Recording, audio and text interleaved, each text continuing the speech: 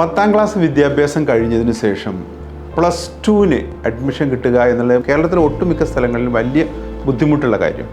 +2-ന് ചിലപ്പോൾ നമുക്ക് അഡ്മിഷൻ കിട്ടിയേക്കാം, പക്ഷേ ക്വാളിറ്റി ഉള്ള ഒരു വിദ്യാഭ്യാസം, അത് എൻട്രൻസ് കോച്ചിങ് എന്ന് മാത്രമല്ല, മോറലി കുട്ടികൾ നല്ല കുട്ടികളായി മാറണമല്ലോ. എന്തൊക്കെ പറഞ്ഞാലും അവസാനം ലക്ഷ്യം ഉണ്ടായിരിക്കണമല്ലോ.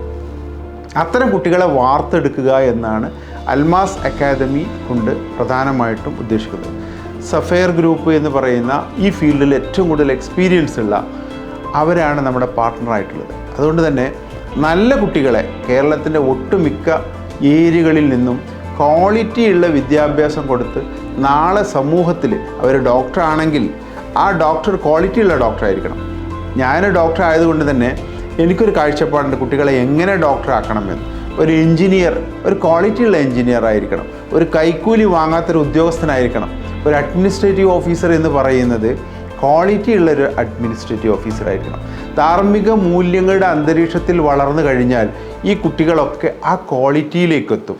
അതാണ് ഈ അൽമാസ് അക്കാദമിയുടെ പരമപ്രധാനമായ ലക്ഷ്യം.